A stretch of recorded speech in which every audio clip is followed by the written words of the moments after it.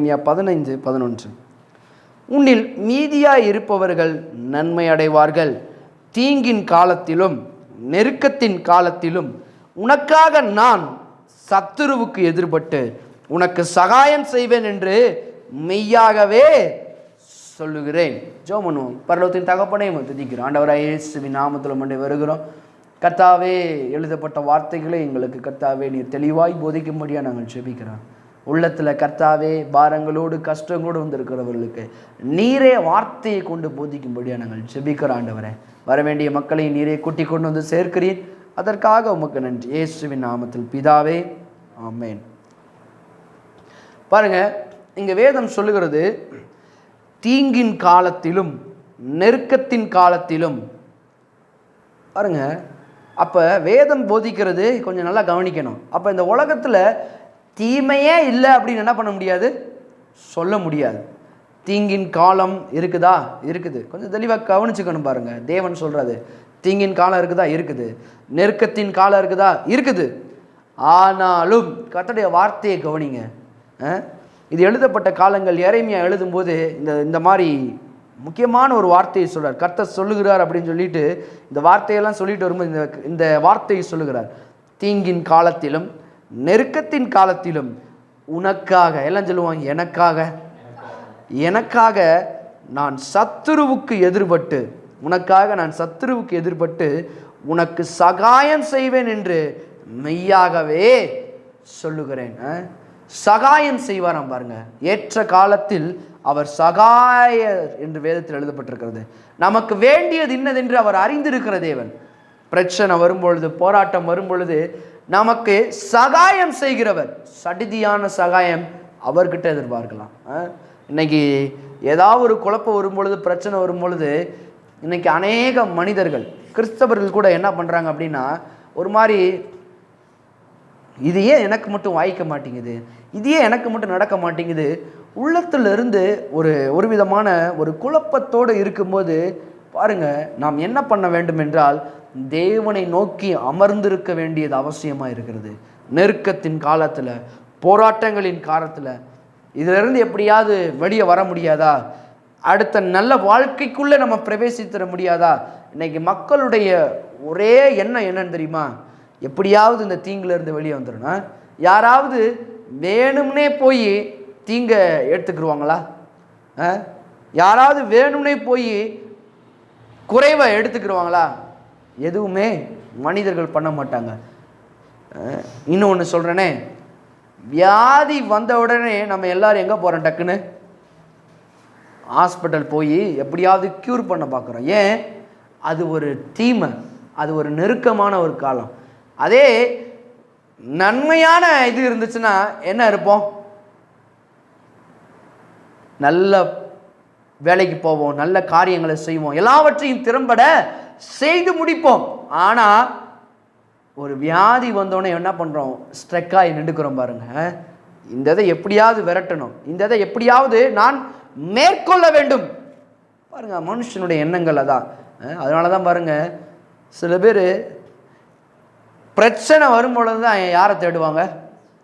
கடவுளை தேடுவாங்க. இன்னைக்கு உலகத்தார் மத்தியிலையும் அதுதான் உண்மை. பிரச்சனை வரும்போது, போராட்டம் வரும்போது தான் கடவுளை தேடுறது. நான் சொல்கிறேன், கர்த்தர் சொல்கிறாரு, நீ என்ன தேடுறவனா இருந்தேனா, நீ என்ன தேடுறவளா இருந்தேனா, நெருக்கத்தின் காலத்திலும் பிரச்சனையின் காலத்திலும் உன்னை விலக்கி நான் தப்புவிப்பேன் என்று கர்த்தர் சொல்லுவதை பார்க்குறோம். இன்னைக்கு நான் சொல்கிறேன், கர்த்தரை தேடுற மனுஷர்களா நீங்கள்? எத்தனை பேர் கர்த்தரை தேடுறவங்க? அப்போ நான் சொல்கிறேன், நெருக்கத்தின் காலமாக இருக்குதா? ஒருவேளை நெருங்கி புவி இருக்கிறீங்களா? ரிலீஃபாகவே முடியல அப்படின்னு சொல்கிறீங்களா? கர்த்தர் சொல்கிறாரு, நான் உனக்கு ஏற்ற காலத்தில் சகாயம் செய்வேன். அதில் நீ சிக்கிக்கொள்ளாமல் தப்பிக்கொள்ளக்கூடிய போக்கையும் உனக்கு உண்டாக்குவேன் என்று கர்த்தர் சொல்கிறாரு. பாருங்க, பழைய ஏற்பாடின் காலத்தில் கூட நம்ம வாசிக்கலாம். யாத்திராகமம் 14வது அதிகாரம். கர்த்தர் பாருங்க, என்ன மாதிரி எல்லா பிரச்சனைகளுக்கும் நம்மளை நீங்களாக்கி விடுவிக்கிற தேவன். அந்த தேவன் நல்லவர். எல்லாம் சொல்லுவோம், தேவன் நல்லவர். நான் ஆராதிக்கிற என் இயேசு நல்லவர். பிரச்சனைகளுக்கும் போராட்டங்களுக்கும் ஒரு பொழுதும் அவர் காரணமே கிடையாது. காரணமே கிடையாது. நம்முடைய இயேசு நல்லவர் பாருங்க. அவர் தான் சொல்றாரு, பிரச்சனையின் காலகட்டங்களில், போராட்டங்களின் காலகட்டங்களில் நம்மளுக்கு சகாயம் செய்யும் கிருபையை அவர் அருளுகிறார் என்று வேதம் போதிக்கிறது. இங்க பாருங்க, மோசே தன்னுடைய ஜனங்களை எகிப்திலிருந்து கொடிய பார்வோன் வந்து பிசாசுக்கு அடையாளம், அவங்கள நெருக்கிறான் பாருங்க, வெளியே விடாம என்னெல்லாமோ செய்கிறான், நெருக்கி அவங்கள வேலை பார்த்து ரொம்ப கஷ்டப்படுத்தி கொடுமைப்படுத்துகிறான். இப்போ ஆட்டுக்குட்டியின் ரத்தத்தை வச்சு வெளியே வராங்க. இந்த இது உங்களுக்கு தெரியும். வெளியே வந்த உடனே இப்போ கரெக்டாக எங்கே வராங்கன்னா செங்கடல், த ரெட் சீன்ற இடத்துக்கு வராங்க.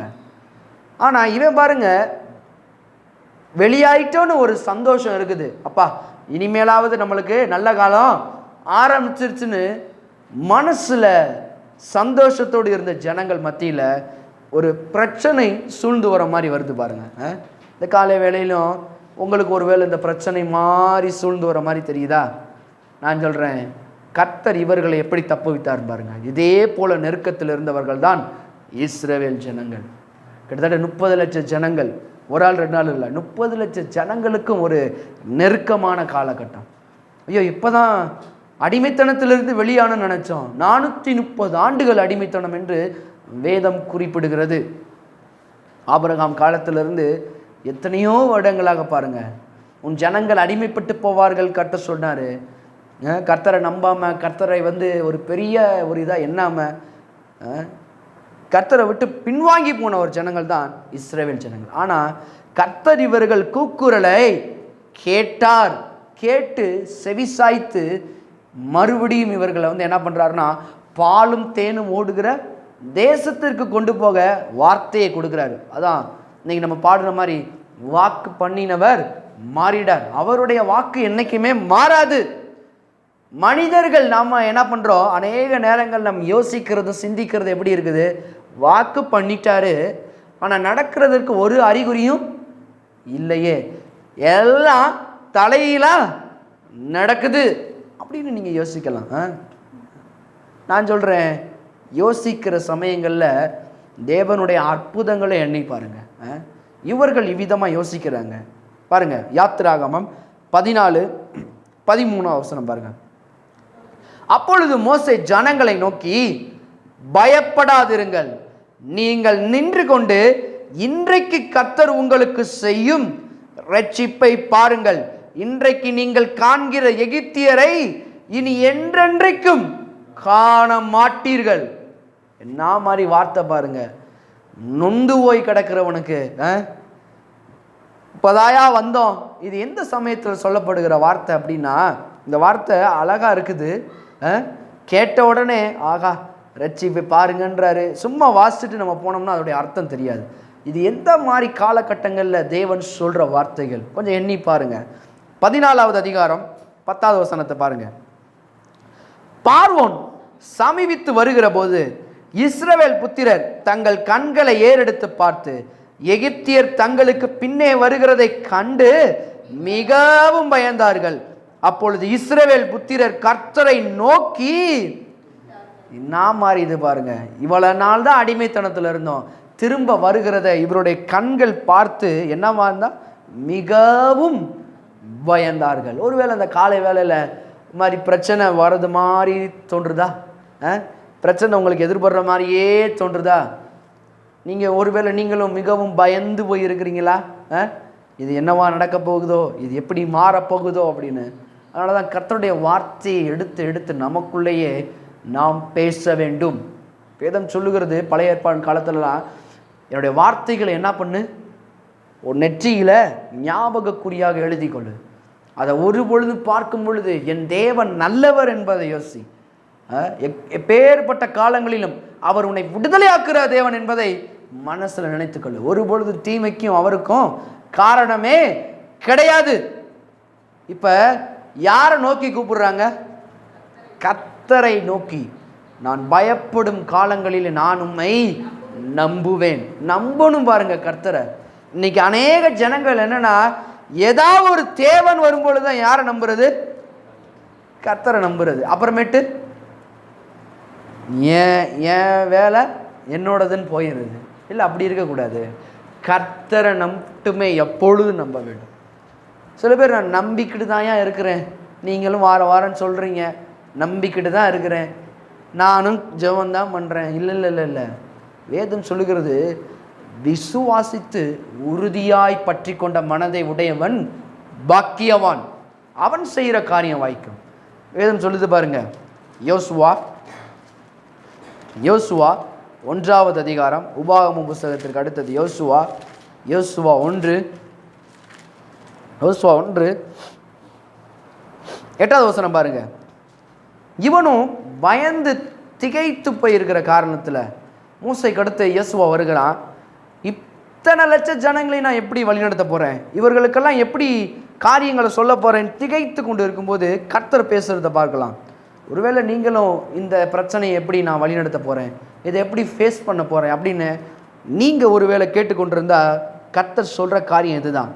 யோசுவா 1:8 பாருங்கள், பக்கம் 269, பழைய ஏற்பாடில் பக்கம் 269, யோசுவா முதல் புஸ்தகம் 8வது அதிகாரம், 1வது அதிகாரம் 8வது வசனம், மன்னித்துக் கொள்ளுங்கள், 1வது அதிகாரம் 8வது வசனம், 269, 1வது அதிகாரம் 8. எல்லாம் சேர்ந்து வாசிப்போம்.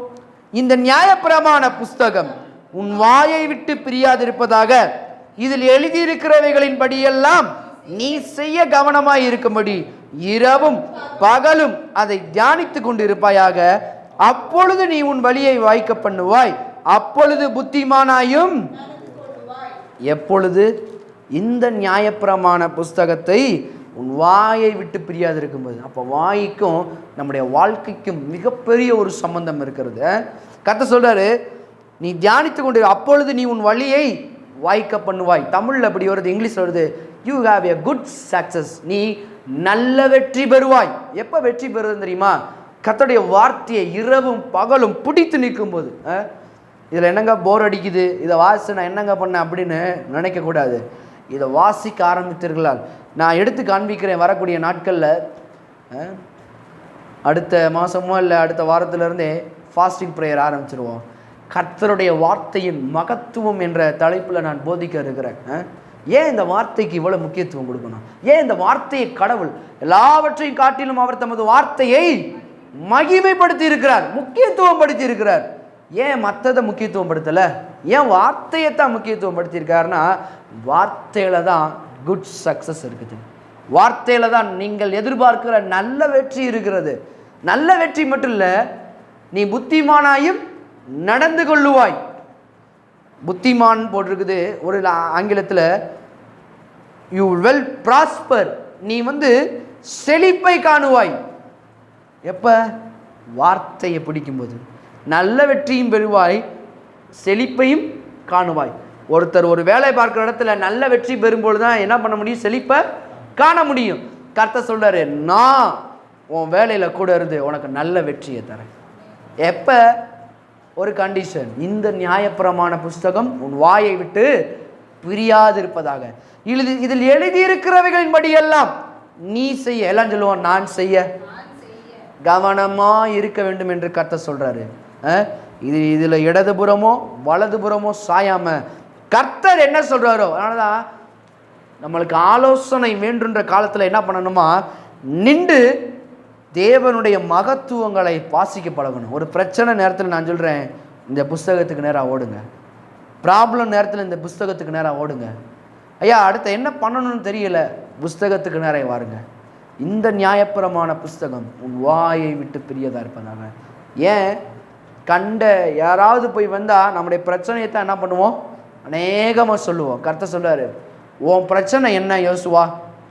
எத்தனை லட்சம் ஜனங்களை வழி நடத்தின ஆண்டவரே, இவர்களெல்லாம் ஞானமாக வழி நடத்தணும். எப்படி வழி நடத்துறது? உன் பிரச்சனை அதுதானா? இந்த நியாயப்பிரமாண புஸ்தகம் உன் வாயை விட்டு பிரியாது இருப்பதாக. மோசைக்கு சொல்லும்போது சொல்றாரு, நான் திக்குவாயி மந்த நான் உள்ளவன், நான் எப்படி போய் இந்த ஜனங்களை வழிநடத்தும் போது உன் வாயோட என் வாய் இருக்கும், உன் பலவீனத்தில் என் பலன் பூரணமாய் விளங்கும். பேதுரு சொல்றாரு, நான் சாதாரணமான ஒரு மீனவன், நான் என்ன பண்றது ஆண்டவரே? கர்த்தர் சொல்றாரு, என் வார்த்தையை நான் உனக்கு கொடுக்குறேன். நீ மீன்களை பிடிக்கிறவனா இருக்கிற, இனி நீ மனுஷர்களை பிடிக்கிறவரா நான் உன்னை ஆக்குறேன். கர்த்தர் வார்த்தையை தான் கொடுக்குறாரு பாருங்க. அவர் தமது வார்த்தை அனுப்பி அழிவின் குழிகளுக்கு நாசமோசங்களுக்கு அவர்களை தப்புவிக்கிறார். இன்றும் நம்முடைய தேவன் வார்த்தையை அனுப்பி தப்புவிக்கிறார். அதனால தான் வார்த்தையை இங்கே நாங்கள் போதிக்கிறது அவ்வளோ சந்தோஷப்படுறோம். இங்கே வரவும் கொஞ்சமாக இருந்தாலும், ஆனால் நீங்கள் நன்றாக இருக்கும்படியாகத்தான் அந்த வார்த்தையை போதித்து கொண்டே இருக்கிறோம். விடாமல் நீங்கள் நன்றாக இருக்கும்போது எல்லாரும் நன்றாக ஆவார்கள். ஆமென். கர்த்தர் உங்களை பார்த்து இன்னைக்கு அதான் சொல்கிறாரு. இன்னைக்கு அந்த வெற்றியை நான் எப்படி சுதந்திரிக்க போகிறது? கர்த்தர் சொல்கிறாரு, இந்த வார்த்தையை உறுதியாக பிடிச்சிக்கோ. இந்த வார்த்தையை பிடிச்சிக்கிட்டேன்னா உனக்கு நல்ல வெற்றி உண்டு. புத்திமானாய் நடந்து கொள்வாய், வெற்றி பெறுவாய், ஐஸ்வர்யவனாய் மாறுவாய். அப்போ இந்த வார்த்தை மிக மிக அவசியம். கர்த்தர் சொல்கிறாரு, பயந்து கொண்டு இருக்கும்போது இஸ்ரவேல் ஜனங்கள் பாருங்க பயப்படுறாங்க. பயந்து கொண்டு இருக்கும்போது தான் இந்த வார்த்தை வருகிறது. பின்னாடி இராணுவ வீரர்களோட எகிப்து ராஜா வரான், பார்வோன் வரான் பாருங்க. இப்போதான் விடுதலையானோன்னு யோசிச்சாங்க. இப்போதான் ஓய்ந்து அமைதலாக இருக்குதுன்னு நிறைய பேர் சொல்லுவாங்களா, இப்போதான் காத்தடிச்சு ஓஞ்ச மாதிரி இருக்குது எங்கள் குடும்பத்தில், பிரச்சனை மேலே பிரச்சனை வந்து இப்போ தான் ஏதோ ஓஞ்ச மாதிரி இருந்துச்சு, திரும்ப புயல் கிளம்புற மாதிரி இருக்குதுன்னு நீங்கள் சொல்கிறீங்களா? இஸ்ரவேல் ஜனங்களும் அவிதமாக நினைத்தாங்க. ஏன் நினைத்தாங்கன்னு சொல்கிறேன் தெரியுமா? அவங்க வாயில் பேச ஆரம்பிக்கிறாங்க பாருங்கள் அந்த வார்த்தையை. 11வது வசனம் பாருங்கள். யாத்திராகமம் 14:11, பக்கம் 87, பழைய ஏற்பாடில் பக்கம் 87, யாத்திராகமம் 14:11 பாருங்களேன். அன்றியும் அவர்கள் மோசையை நோக்கி, எகிப்திலே பிரேத குழிகள் இல்லை என்றா வனாந்திரத்திலே சாகும்படிக்கு எங்களை, வார்த்தை தாறுமாறா போகுது பாருங்க. இப்போ ஏன்னா கர்த்தர் சொன்ன வார்த்தையை என்ன பண்ணிட்டாங்க? பிரச்சனைன்னு வந்தோடனே கர்த்தருடைய வார்த்தையை என்ன பண்ணிட்டாங்க? மறந்துட்டாங்க.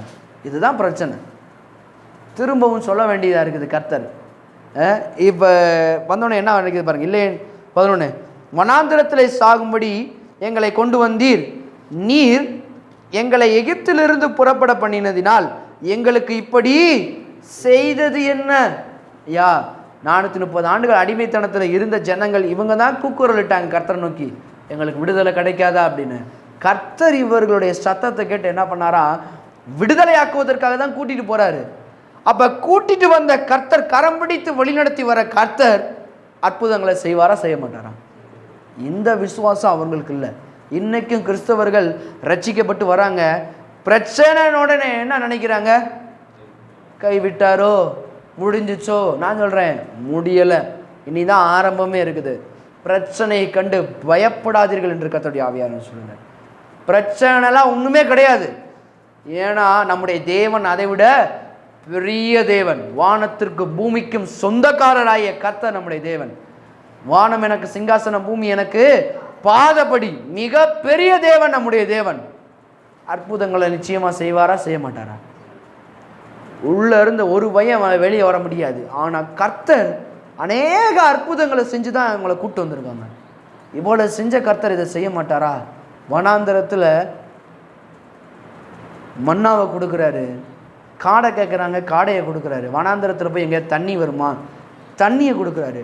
இவ்வளவு செய்தவர் அற்புதங்களை செய்வாரா செய்ய மாட்டாரா? இன்னைக்கு காலை வேளையில் நீங்கள் கேட்டுக்கொண்டிருக்கலாம், என் வாழ்க்கையில் அற்புதம் நடக்குமா? கர்த்தர் சொல்றாரு, உன் வாழ்க்கையில் அற்புதம் நிச்சயமாக நடக்கும். எப்போன்னு தெரியுமா? கர்த்தரை நம்பி இருக்கும்போது. கர்த்தரை நம்பி இருக்கும்போது அற்புதங்கள் நடக்க ஆரம்பிக்கும், அதிசயங்கள் நடக்க ஆரம்பிக்கும், காரியங்கள் வாய்க்கும். ஐயா நான் வேலைக்கு போகிறேன், நான் தொட்டது விளங்க மாட்டேதே அப்படின்னு நீங்கள் சொல்கிறீங்கன்னா, நான் சொல்கிறேன், எப்போ காரியங்கள் வாய்க்கும் தெரியுமா? இந்த வேதத்தில் தியானமாக இருக்கும்போது. இதில் தியானமாக இருக்கும்போது வெற்றி கிடைக்கும், சுகம் கிடைக்கும், ஆரோக்கியம் கிடைக்கும், பலன் கிடைக்கும், எல்லாவற்றிலும் நன்மை உண்டாகும் என்று கர்த்தர் சொல்கிறார். இந்த ஜனங்கள் இப்போ பேசுகிறாங்க பாருங்க, அங்கே எனக்கு இல்லையானா இங்கே கொண்டு வந்தீரு. இப்போ அடுத்த வசனம் பாருங்க 12, நாங்கள் எகிப்திலே இருக்கும்போது நாங்கள் எகிப்தியருக்கு வேலை செய்ய எங்களை சும்மா விட்டுவிடும் என்று சொன்னோம் அல்லவா? நாங்கள் சும்மா விட்டுருன்னு சொன்னோம், நீ தேவையில்லாமல் எங்களை கொண்டு வந்து இங்கே வச்சு இருக்கிற பிரச்சனையை காட்டிலும் 7-8 பிரச்சனையை எங்கள் தலையில் சுமத்திட்டீரே அப்படின்னு சொல்லி சொல்கிறாங்க. நாங்கள் வனாந்திரத்திலே சாகிறதை பார்க்கிலும் எகிப்தியருக்கு வேலை செய்கிறது எங்களுக்கு நலமா இருக்குமே. நான் மாதிரி வார்த்தை பாருங்க. அவங்க தான் கூக்குரல் இட்டது, அவங்க தான் கர்த்தட்ட எங்களால் தாங்க முடியல, இந்த வேதனை தாங்க முடியல, அடிமை, ஒரே வேலை தான் சாப்பாடு, அதுவும் என்னது கொமட்டிக்காயும் வெங்காயம் கொடுப்பாங்களாம், அவ்வளோதான். இந்த கொமட்டிக்காயை வச்சு என்னத்தை பண்ணுவாங்க?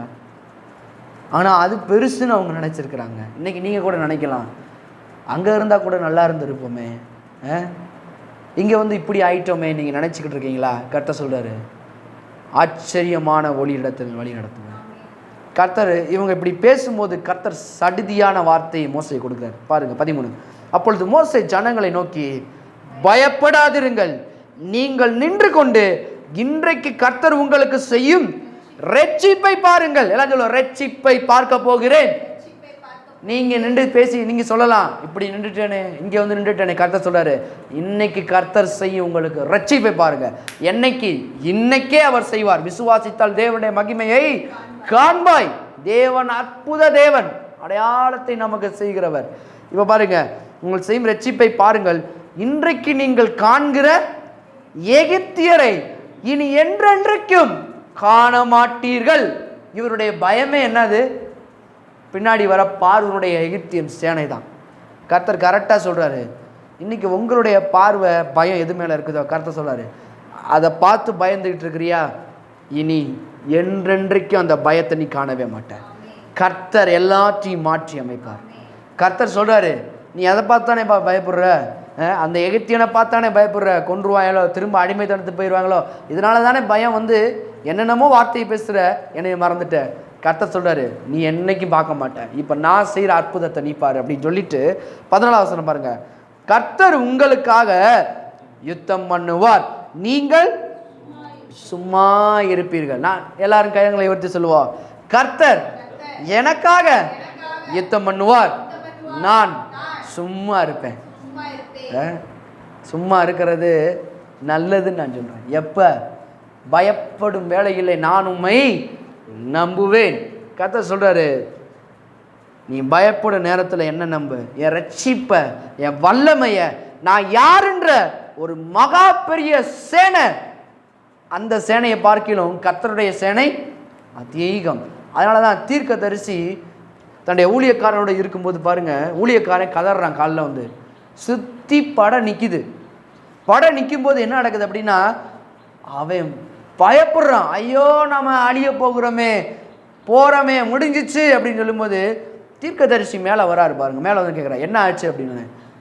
இவ்வளவு சேனைகள் சுற்றி நிற்கிறது உங்கள் கண்ணு தெரிலையா? அவ்வளோதான், மடிய போகிறோன்னு ஓன்னு ஏதோ மாதிரி ஒரு கத்துறான். ஆனால் தீர்க்கதரிசி அமைதியாக தான் இருக்கிறார். ஏன் தெரியுமா? சொல்கிறாரு, அவர்களோடு இருப்பதை காட்டிலும் நம்மோடு இருக்கிறவர்கள் அதிக பேர் அப்படின்னு.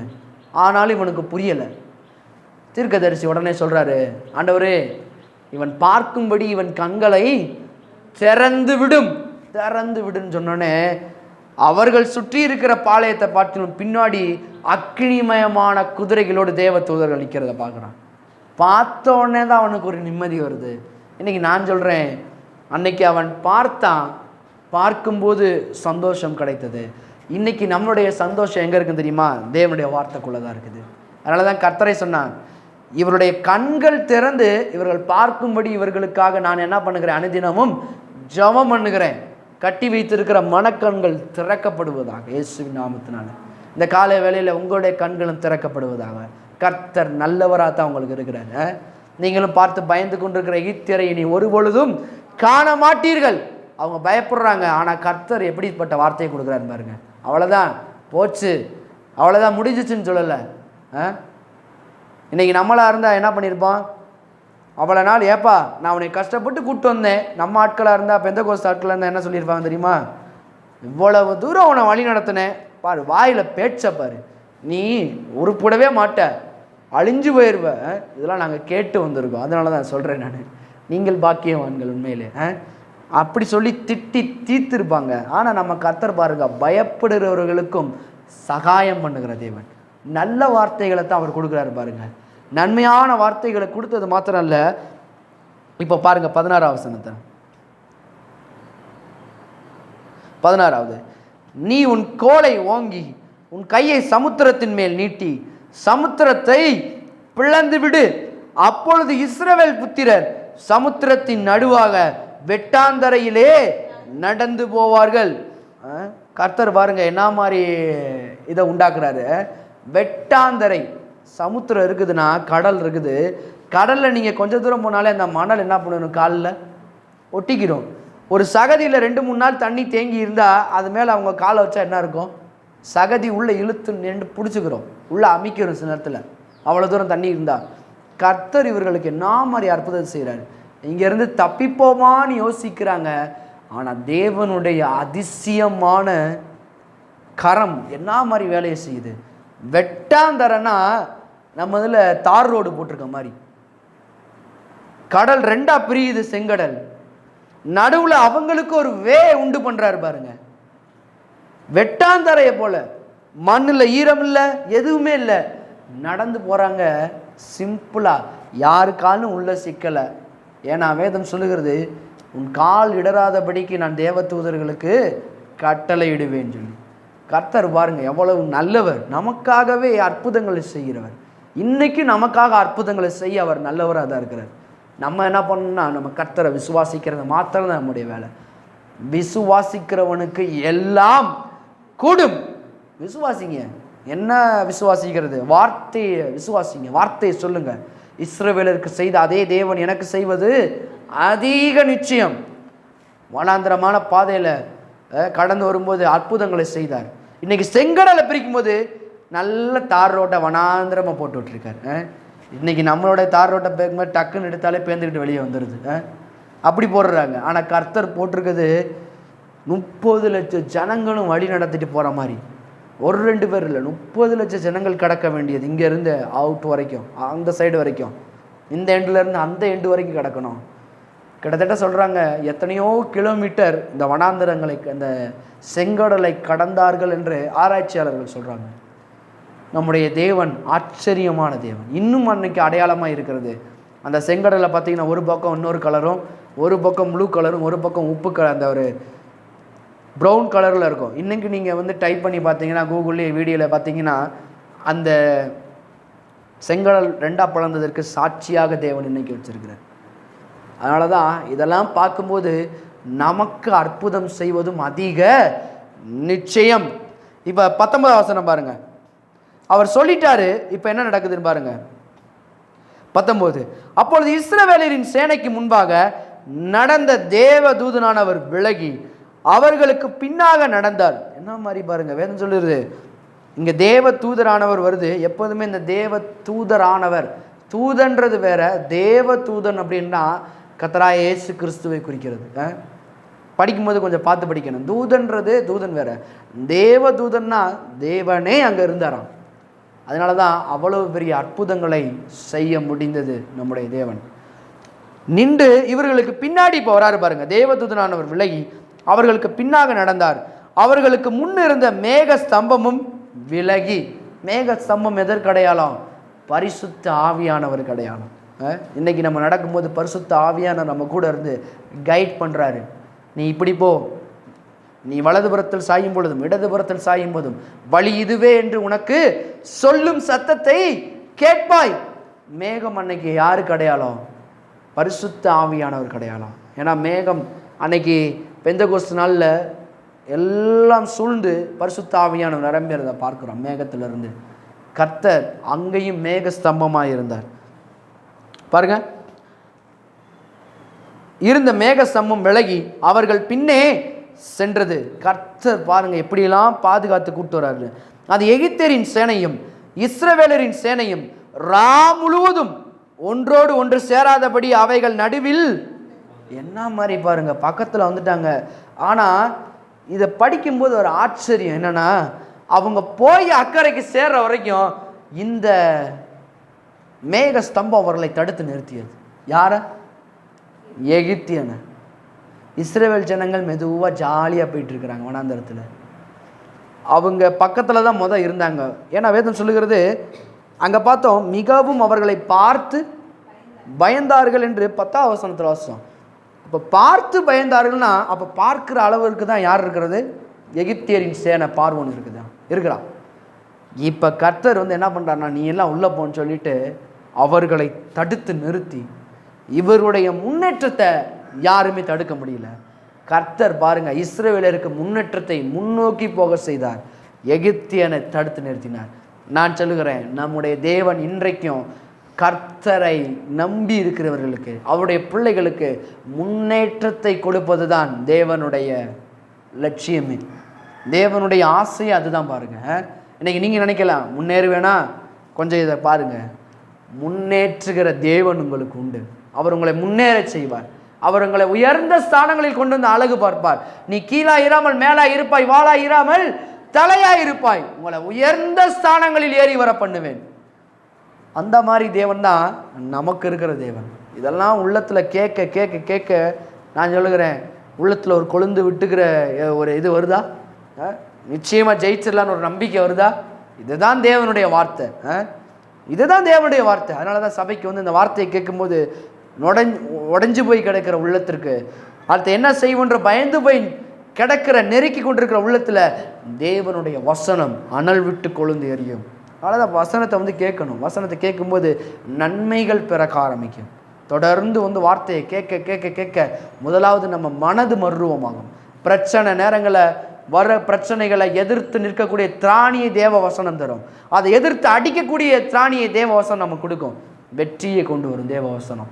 அவ்வளோதான். தேவ வசனத்தை போதிக்கிறதுல எனக்கு மிகவும் சந்தோஷம். ஒவ்வொரு நாளும் இந்த வசனத்தை போதிக்க போதிக்க போதிக்க தேவனுடைய வெற்றி வந்துக்கிட்டே இருக்கும். சமாதானம் வரும், ஆரோக்கியம் வரும், நிம்மதி வரும், ஐஸ்வர்யம் வரும். எல்லாம் தேவனுடைய வார்த்தைக்குள்ளதான் இருக்குது. இப்போ இந்த மேகம் அவர்களை தடுத்து நிறுத்தியது, இவர்கள் முன்னேறி சென்று கொண்டிருக்கிறாங்க. இப்போ பாருங்க 20வது வசனம். அது எகிப்தியரின் சேனையும் இஸ்ரவேலின் சேனையும் ரா முழுவதும் ஒன்றோடு ஒன்று சேராதபடி அவைகள் நடுவில் வந்தது. எகிப்தியருக்கு அது மேகமும் அந்தகாரமுமாய், எகிப்தியருக்கு தான் அது மேகமும் அந்தகாரமுமாய் இருந்தது.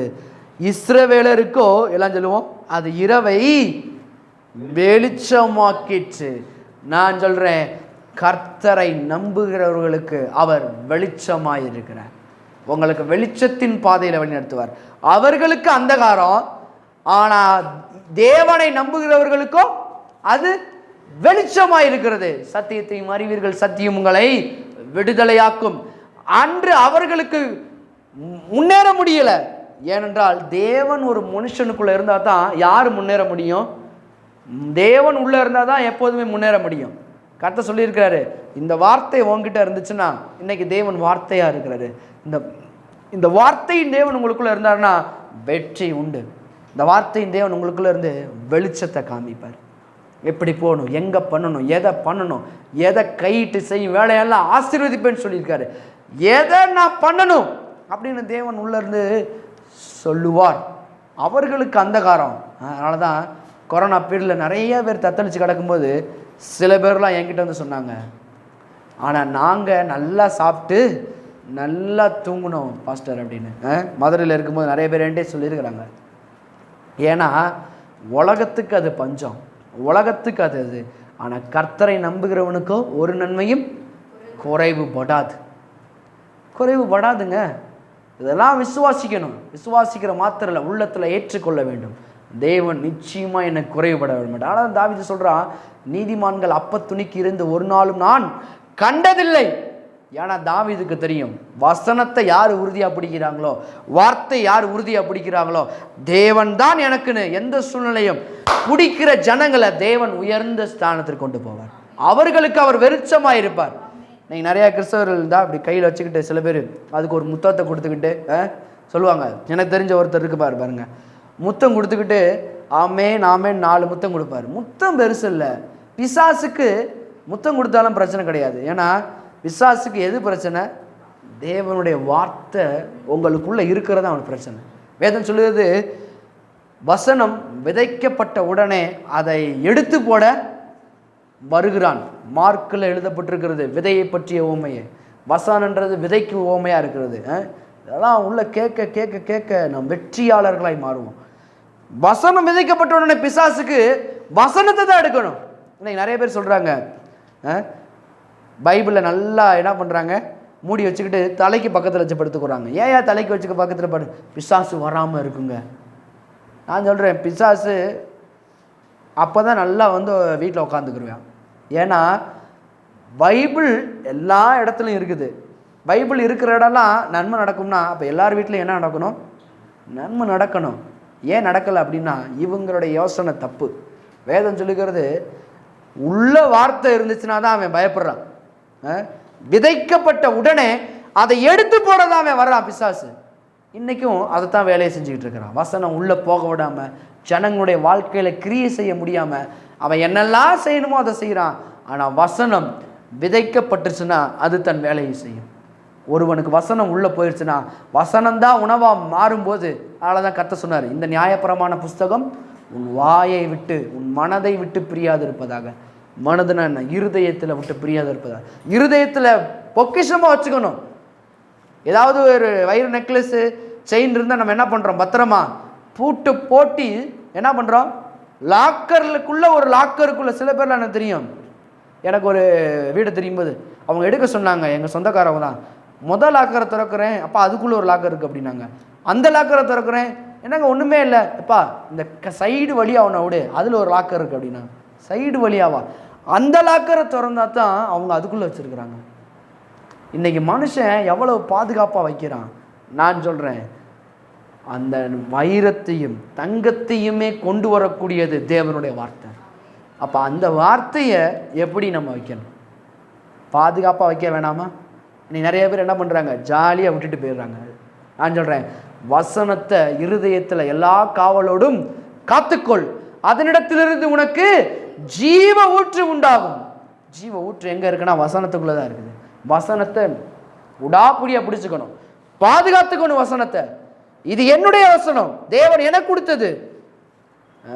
இப்படி பாதுகாத்துக்கிட்டா வெற்றி உங்களுடையது. கர்த்தர் அதான் சொல்றாரு, நீ இவனுக்கெல்லாம் பயப்படாத. இப்போ இது வந்து இவர்களுக்கு மறைவாக இருக்கும்போது இப்போ பாருங்க என்ன நடக்குதுன்னு. 21, மோசே தன் கையை சமுத்திரத்தின் மேல் நீட்டினான். அப்பொழுது கர்த்தர் ரா முழுவதும் பலத்த கீழ்காற்றினால் சமுத்திரம் ஒதுங்கும்படி செய்து அதை வறண்டு போக பண்ணினார். ஜலம் பிளந்து பிரிந்து போயிற்று. இப்ப பாருங்க 22, இஸ்ரவேல் புத்திரர் சமுத்திரத்தின் நடுவாக வெட்டாந்தரையிலே நடந்து போனார்கள். வெட்டாந்தரை, நல்லா கவனிங்க, கொஞ்சம் யோசிச்சு பார்க்கணும். வசனத்தை கட கட கடன் படிச்சுட்டு போகக்கூடாது. கடல் பிளந்துச்சுன்னா அங்கே எப்படி இருக்கும்? சேரும் சகதியமாக தான் இருக்கணும். ஆனால் வெட்டாந்தரை என்று ரெக்கார்ட் பண்ணப்பட்டிருக்கிறது பைபிளில். வெட்டாந்தரைனா ரோடு போட்ட மாதிரி. கடலில் யாருங்க உடனே ரோடு போட முடியும்? அற்புதங்களை செய்யக்கூடியவர் தான் நம்முடைய தேவன். சடுதியான அற்புதங்களை செய்கிறவர், அதிசயங்களை செய்கிறவர் நம்முடைய தேவன்.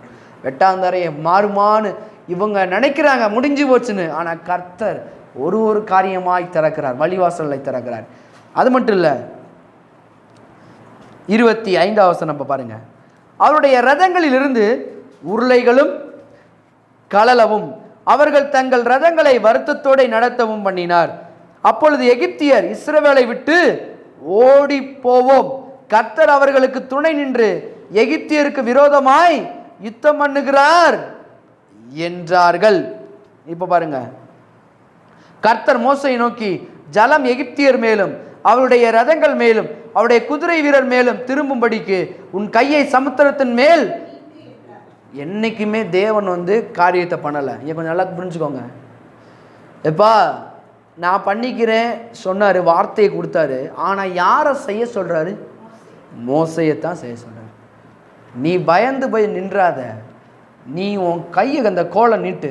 கோல் எதற்கு அடையாளம்? தேவனுடைய வார்த்தைக்கு அடையாளம். மேலோக்கி நீட்டு. நீ விசுவாசல அந்த கோல், அந்த தேவனுடைய வார்த்தையை, நான் சொன்ன வார்த்தையை விசுவாசல, அந்த வார்த்தை விசுவாச கோல் நீட்டு. வார்த்தையின்படி ஆகுமா இல்லையா நீ பாரு அப்படின்னு இன்னைக்கு கர்த்தர் சொல்றாரு. இதே போல மோசை தான் செய்ய வேண்டும், கோலை உயர்த்தவும் தண்ணீரை அடிக்கவும்.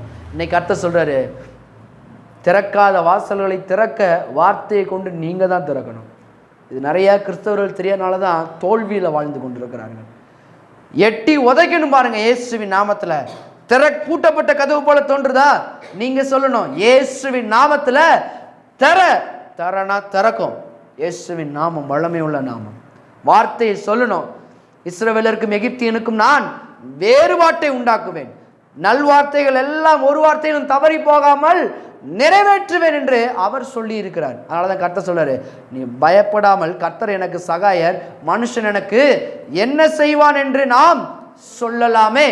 நான் தான் சொல்லணும் வார்த்தையை சொல்லி. அதனால கர்த்தர் சொன்னாரு, யோசுவா பயப்படாத, இந்த நியாயப்பிரமாண புஸ்தகம் உன்கிட்ட இருக்கிற வரைக்கும் ஒன்றும் பண்ண முடியாது. ஆனால் இரவும் பகலும் இதன் மேலே தியானமாக இருந்தேனா, இந்த வசனம் தான் உனக்கு மூச்சா இருந்துச்சுன்னா, இந்த வசனம் தான் என்னை வாழ வைக்க போகுதுன்னு நீ நம்புனேனா, இந்த வசனத்தின் மேலே பிரியமாறு. அப்போ நீ செய்கிற காரியங்கள் வாய்க்கும். தன் காலத்தின் தன் கனியை தந்து இலை உதிராது இருக்கிற மரத்தை போல் இருப்பான். சங்கீதம் 1 எழுதப்பட்டிருக்குது. எப்போ? வசனத்தின் மேலே உறுதியான நம்பிக்கை இருக்கும்போது. வசனம் நிச்சயமாய் காரியத்தை, என் வசனங்கள் அனுப்பின காரியமாய் வாய்க்கும். எப்ப? நீங்க அதை பேசுற வரைக்கும் நடக்காது. உண்மையிலும் உண்மை.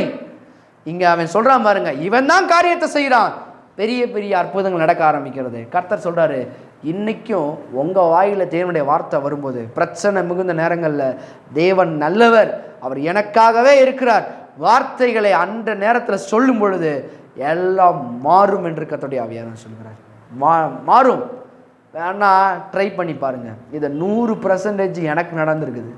பிரச்சனை மிகுந்த நேரங்களில், போராட்டங்கள் மிகுந்த நேரங்களில் இந்த வார்த்தைகளை சொல்லி சொல்லி சொல்லி மேலே வந்திருக்கிறோம். உங்களை மாதிரி தான் நாங்களும் சில நேரங்களில் உடஞ்சி போகிற நிலைமைகள்லாம் வர உண்டு. வரப்ப கர்த்தருடைய வார்த்தை எடுத்து எங்களை நாங்களே தேற்றி கொண்டு வசனத்தை ரிலீஸ் பண்ணி விடுக்கிறோம் எங்கள் வாயிலிருந்து. அது அற்புதத்தை நடக்கிறது. அதுதான் வசனம் விதையை போல இன்னைக்கு விதைச்சு கொண்டிருக்கிற அந்த இடங்கள்ல நான் சொல்கிறேன், அது அறுவடையாய் மாறி பலனை கொடுக்கும், நிச்சயமாக பலனை கொடுக்கும். அதனாலதான் நீ நம்பிக்கொண்டிருக்கிற நம்பிக்கையை ஒருபொழுதும் கைவிடாது அப்படின்னு கர்த்தர் சொன்னார். நீ என்ன நம்புற, அந்த காரியம் நிச்சயமாக வாய்க்கும். உன் நம்பிக்கை. அப்போ நான் கர்த்தர் சொல்லியிருக்கணும்ல, எப்பா எல்லாருடைய நம்பிக்கையை நான் நிறைவேற்ற மாட்டேன் அப்படின்னு சொல்லியிருக்கணும். என்ன சொல்கிறானா, உன் நம்பிக்கை. நீங்கள் என்ன இந்த காலை வேளையில் விரும்புகிறீங்க? நல்ல சுகத்தோடு, ஆரோக்கியத்தோடு, ஐஸ்வர்யத்தோடு, ஆரோக்கியத்தோடு வாழ விரும்புகிறீங்களா? கர்த்தர் சொல்கிறாரு, நிச்சயமாக நான் உனக்கு தருவேன். நீ என்ன நம்புற? என் வசனத்தை நீ எப்படி நம்புற? நம்புனேன்னா நிச்சயமாக நடக்கும். இப்போ இவர்கள் பண்ணுறத பாருங்க, விரோதமாக யுத்தம் பண்ணினார் என்றால் 26. கர்த்தர் மோசையை நோக்கி, ஜலம் எகிப்தியர் மேலும் அவருடைய ரதங்கள் மேலும் அவருடைய குதிரை வீரர் மேலும் திரும்பும்படிக்கு உன் கையை சமுத்திரத்தின் மேல் நீட்டு என்றார். 27. அப்படியே மோசே தன் கையை சமுத்திரத்தின் மேல் நீட்டினான். விடியற் காலத்தில் சமுத்திரம் பலமாய் திரும்பி வந்தது. எகிப்தியர் அதற்கு எதிராக ஓடும்போது கர்த்தர் அவர்களை கடலின் நடுவே இன்று கண்ட எகிப்தியனை இனி நீ எல்லாம் மூழ்கினார்கள். அது மட்டும் இல்ல, வேற வேதம் சொல்லுது 28, எல்லாம் சேர்ந்து வாசிப்போம். ஜலம் திரும்பி வந்து ரதங்களையும் குதிரை வீரரையும் அவர்கள் பின்னாக சமுத்திரத்தில் பிரவேசித்திருந்த பார்வோனுடைய இராணுவம் அனைத்தையும் மூடிக்கொண்டது. அவர்களில் ஒருவனாகிலும் பிரைஸ் காட், தேவன் சொன்னதை நிறைவேற்றினாரு. இன்று கண்ட எகிப்தியனை இனி நீ பயப்படாத. கர்த்தர் சொல்றாரு, இன்னைக்கு நீங்க இங்கிருந்து போகும்போது நான் உங்கள்கிட்ட சொல்றேன், கர்த்தருடைய வார்த்தையிலிருந்து எந்த பிரச்சனையோடு வந்தீங்களோ எனக்கு தெரியாது, எந்த போராட்டங்களோடு மைண்டில் அநேக யோசித்து கொண்டு வந்திருக்கலாம். கர்த்தர் சொல்றாரு, நீ போகும்போது அந்த பிரச்சனை ஒன்றில்லாமல் போயிடும். நீ தேடின கண்ட எகிப்தியன், உன்னை பிரச்சனை பயமுறுத்திக்கிட்டு இருந்த எகிப்தியன், உன்னை பார்த்து கலங்கடித்து கொண்டிருந்த மனிதர்கள், பிசாசின் காரியங்கள் துரத்தி மேலே துரத்தி அடி மேலே அடி உழுது நீங்கள் நினைக்கலாம். கர்த்தர் சொன்னார், இனி நீ அதை காண மாட்டாய். இன்று கண்டைங்க அதன் கர்த்தர் தெளிவாக எழுதி வச்சுருக்காரு பாருங்க. ஒருவனாகிலும் உங்களுக்கு பிரச்சனை பிசாசு கொண்டு வருது, கர்த்தர் சொல்கிறாரு, ஒருவனும் தப்பிக்க முடியாது. உங்கள் பிரச்சனையை கர்த்தரே நின்று யுத்தம் பண்ணுவார். உங்களுக்காக எல்லாவற்றையும் செய்து அவர் உங்களை மேன்மையாக வைப்பார். ஆமென். எல்லாவற்றிலும் விடுதலையை கொடுக்கிற தேவன். அப்போ நான் சொல்லுகிறேன், நெருக்கத்திலும் பெருக்கத்தை கொடுக்கிற தேவன் தான் நம்முடைய தேவன். இன்றைக்கும் உங்களுடைய பிரச்சனை மத்தியில் பெருக்கத்தை தான் கொடுக்க விரும்புகிறாரு. நின்று கண்ட எகிப்தியனை இனி நீ காணாதிருப்பாய். பிசாசு உங்களுக்கு விதைத்திருக்கிற விதைகள் பிரச்சனை மேலே பிரச்சனையில் கொண்டு வரலாம். மனிதர்கள் மூலம் பிரச்சனை வரலாம். அவங்க ஒன்று சொல்லி இவங்க ஒன்று சொல்லி அவங்கள்ட்ட ஒன்று சொல்லி பிரச்சனையை பெருசு பெருசாக ஆக்கலாம். கர்த்தர் சொல்கிறாரு, இனி நீ காணாதிருப்பாய். எல்லாம் ஒன்றில்லாமல் போயிடும். எவனெல்லாம் பிரச்சனையை தூக்கிட்டு உங்ககிட்ட வரானோ அவனை நீங்கள் திரும்ப பார்க்கவே மாட்டீங்க. அந்த மாதிரி நீங்கள் தேடியும் காணாதிருப்பீர்கள். கர்த்தர் சொல்றாரு, உன் பிரச்சனையை நீ போய் தேடு, ஆனால் அது காணாமல் போயிடும். யாரால? கர்த்தரால் இது ஆயிற்று. நம்முடைய கண்களுக்கு ஆச்சரியமாக இருக்கிறது. இந்த காலை வேளையில கர்த்தர் உங்கள்கிட்ட சொல்றாரு, உங்கள் பிரச்சனை மறைஞ்சு ஒளிஞ்சு போயிடும், ஒன்றும் இல்லாமல் போயிடும். உங்களுக்கு எதிராக வந்த மனிதர்களையும் இனி தேடி நீங்கள் காண மாட்டீங்க. கர்த்தர் தூரத்தில் அவங்கள கொண்டு போய் வச்சிருவார். உங்களை என்ன பண்ணுவார் தெரியுமா? என்ன திட்டத்தை வச்சார்? பாலும் தேனும் ஓடுகிற திட்டம். அந்த திட்டத்துக்கு நேராக உங்களை வழிநடத்திட்டு போய் உங்களை அற்புதமான அவர் கரங்கள் தாங்கி கொண்டு ஏந்தி கொண்டு சென்று வெற்றிகரமாய் வழி நடத்தும். ஆமென். அப்போ நான் சொல்லுகிறேன், வெற்றி யாருடையது? நம்முடையது. தேவனுடைய வசனத்தை உறுதியாய் பாதுகாத்து கொள்ளும் பொழுது, அவருடைய வார்த்தையை நம்பும் பொழுது, அவருடைய வார்த்தையின்படியே நிறைவேற்றுவார். நான் சொல்கிறேன், உங்களுக்கு அவர் சொன்ன வார்த்தைகள், வாக்குத்தத்தங்கள் கிட்டத்தட்ட 6000 வாக்குத்தத்தங்கள் இருக்கான். தேவன் நம்ம கொடுத்த வாக்குத்தத்தங்கள். எத்தனை வாக்குத்தத்தங்கள் நிறைவேறிச்சு? ஐயா, ஒன்று கூட நிறைவேறலை. அப்போ நான் சொல்கிறேன், இனி நிறைவேறும். வார்த்தையை உறுதியாக பிடிங்க. வசனம் விதைக்கப்பட்ட உடனே, இன்னைக்கு நான் உண்மையை சொல்கிறேன், நடக்கும்.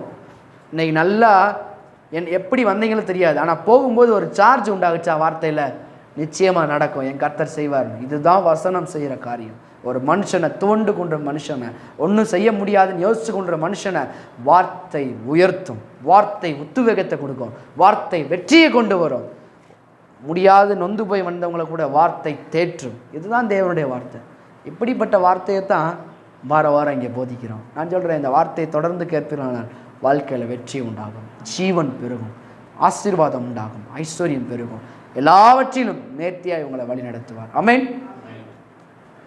ஜெபம் பண்ணுவோம். Thank you Lord, thank you Lord, thank you Lord, thank you Lord, thank you Lord, thank you to Jesus, glory to Jesus, hallelujah, hallelujah, thank you Lord, thank you Lord, thank you Lord, thank you Lord. பரலோகத்தின் தகப்பனை துதிக்கிற ஆண்டவராய் இயேசுவின் நாமத்தில் மண்டை வருகிறோம். கர்த்தாவே, நீர் நல்ல ஒரு நன்மை மாத்திரம் செய்கிறபடியால் துதிக்கிறோம். இந்த காலை வேளைக்காக உமக்கு நன்றி செலுத்துகிறோம் ஆண்டவரே. தகப்பனே, நீர் எங்களுக்கு கொடுத்த நல்ல வாக்கு தத்தங்களுக்காக உமக்கு ஸ்தோத்திரம். பிரச்சனையின் மத்தியில், போராட்டங்கள் மத்தியில் நீர் எங்களை காண்கிற தேவனாய் இருக்கிறீர். இன்று கண்ட எகிப்தியனை இனி நாங்கள் காண மாட்டோம் என்று சொல்லுகிறோம். பிசாசின் வந்த விளைவுகள், மனிதர்கள் மூலம் அந்த விளைவுகள் எல்லாம் ஒன்றில்லாமல் போவதாக இயேசுவின் நாமத்தினால உண்மையே நம்பி இருக்கிறவனை பூரண சமாதானத்துடன் காத்துக்கொள்வீர் என்று சொன்னீரேன். பூரண சமாதானம் வாழ்க்கையில் நடக்கட்டும் ஆண்டவரே. அவர்கள் என்ன எதிர்பார்க்கிறார்களோ நீ நினைப்பதற்கும் சொப்பனம் காண்பதற்கும் மிகவும் அதிகமாய் செய்வேன் என்று சொன்னீரே. மக்களுடைய வாழ்க்கையில் அதிகமான காரியங்களை செய்யும். விசேஷமாக பண ரீதியில் பெரிய பெருக்கமும் மாற்றம் அடையும்படி ஜெபிக்கிறேன். நீ கையிட்டு செய்யும் வேலையெல்லாம் ஆசீர்வதிக்கப்பட்டிருக்குன்னு சொன்னீரே. பெரிய ஆசீர்வாதம் உண்டாகட்டும். வேறுபாட்டை காண்பிப்பேன் என்று சொன்னீரே. இந்த ஆலயத்துக்கு வருகிற மக்களை மற்றவர்களுக்கும் இவர்களுக்கும் பெரிய வேறுபாடு உண்டாவதா இயேசுவின் நாமத்தில். பிசாசின் கரங்களை கடிந்து கொள்ளுகிற இயேசுவின் நாமத்தில் ஒன்றில்லாமல் போவதா அவனுடைய கிரியைகள் இந்த ரைபாக்கா ரபா ஷிக்க லூரி பாக்கா ரபா இயேசுவின் நாமத்தினால விசேஷமாக கஷ்டப்படுகிற சில பண ரீதியில் இயேசுவின் நாமத்தில் இன்றோடு அந்த எல்லா கஷ்டங்களும் முறியடிக்கப்படுவதாக இயேசுவின் நாமத்தினால எல்லாம் வெற்றிகரமாய் மாறட்டும். வெற்றி, ஜீவன், சுகம் பெருகட்டு ஒருத்தருடைய வாழ்க்கையில் இயேசுவின் நாமத்தினால. தகப்பனே, நீர் பெரிய காரியங்களை செய்து உம்முடைய நாமத்தை மகிமைப்படுத்துகிறீர். அதற்காக உமக்கு நன்றி. இயேசுவின் நாமத்தில் பிதாவே, ஆமென்.